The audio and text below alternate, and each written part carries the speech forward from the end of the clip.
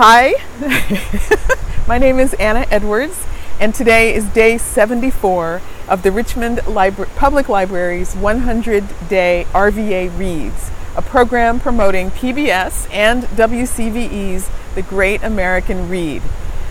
Today, I'm at the James River Pony Pasture because this is a place I have always come to whenever I've wanted to get closer to nature's power than to human power. But it's been a place that I've brought my kids to and my husband to for a long time, and it's a place where you can calm down for a minute, right? The book that I've chosen is called Lonesome Dove, and it's by Larry McMurtry. And the reason that I picked that book was because I was late signing up to pick a book. So others that I might have chosen were already taken. But it's okay because it turns out that Lonesome Dove is one of the books that I would consider most impactful in terms of reading experience. I have been reading books since I could read. So since I was really little, my parents always gave me books. And one of the first ones that I ever read was Jacob Lawrence's Harriet Tubman. And the way in which he wrote that story was one that stuck with me because it was almost like haiku. Each word was really important to the image and really important to conveying the feeling of the story. And so I've always been drawn to that. And Larry McMurtry was a surprise to me. He's like cowboy writer, whatever. I didn't think that much of it. I picked it up and I started reading, and I was really moved by the way he puts words together. So I'm going to read just a couple of paragraphs, and then I want to mention some of the other books that have had that kind of influence on my lifelong learning as a result, right? So this is from Lonesome Dove, which I checked out at the Richmond Public Library. And so it doesn't have a jazzy cover, right? But it's there. And it's from chapter 36, and it's the first two paragraphs. The whiskey boat stank, and the men on it stank. But Elmira was not sorry she had taken passage. She had a tiny little cubby hole among the whiskey casks, with a few planks and some buffalo skins thrown over it to keep the rain out. But she spent most of her time sitting at the rear of the boat, watching the endless flow of brown water. Some days were so hot that the air above the water shimmered and the shore became indistinct. Other days, a chill rain blew, and she wrapped herself in one of the buffalo robes and kept fairly dry. The rain was welcome, for it discouraged the fleas. They made her sleep uneasy, but it was a small price to pay for escaping from Fort Smith. She had lived where there were fleas before, and worse things than fleas. As the boat inched its way up the Arkansas, the brown river gradually narrowed, and as it narrowed, the boatmen and whiskey traders grew more restless. They drank so much whiskey themselves that Elmira felt they would be lucky to have any left to sell.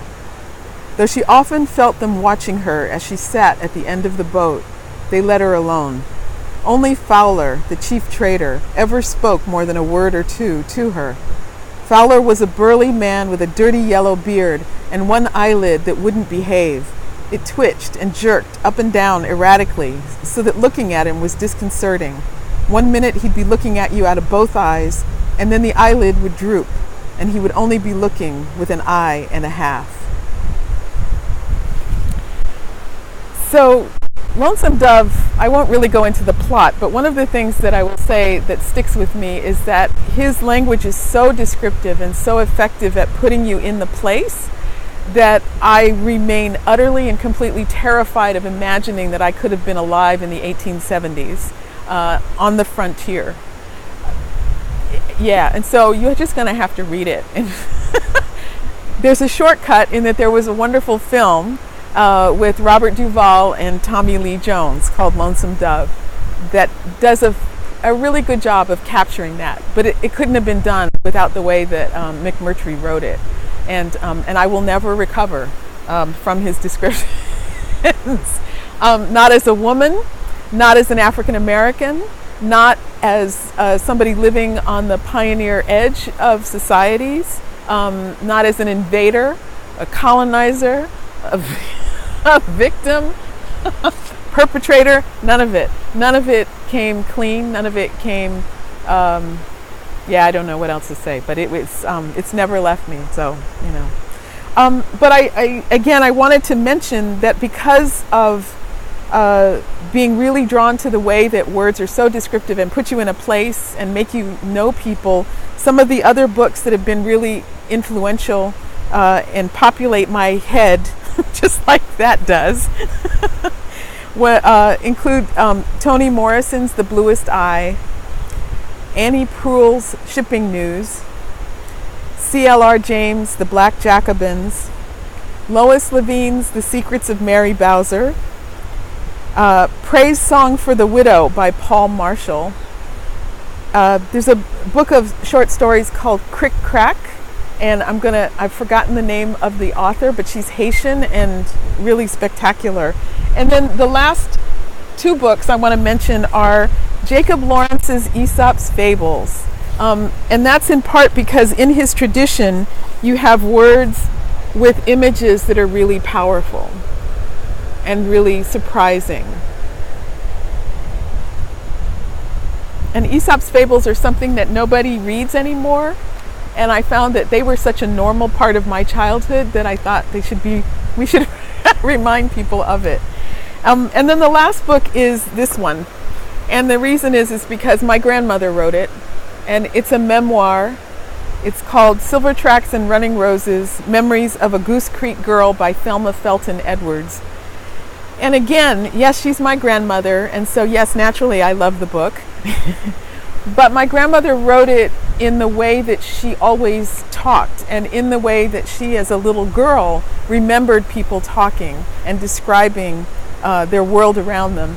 And it covers a short period of her time from age 7 to age 16 in the 1920s and 30s. So during the Depression, in an oil boom town in Texas that had 3 separate communities. The rich community of Goose Creek, where the oil company owner lived and founded it, the white poor workers town, and the black poor workers town. So she's describing a very particular place and time in history through the lens of a 7-year-old little girl and her 2 older sisters who were like 9 and 12. So again, language and words and the way that we put them together have such phenomenal visual and experiential power that I'm grateful to this day that my grandmother bucked washing dishes and doing her chores in order to hold up in a corner with a flashlight and read books, because she passed it on to the rest of us. So thank you for joining me. Wait, I have a closing. So all 100 books of the Great American Read are available at your local Richmond Public Library. And if you want to be a reader, if it's not too late, or to find out where the next reading is, please visit rvalibrary.org/100-days. Is that true? That's not true. Join our Facebook group and subscribe to our YouTube channel at Richmond Public Library 100 Days. Thank you.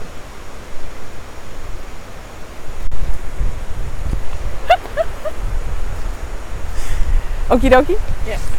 Richmond, let's read. Richmond. Oh, I forgot that part. You want that in there now?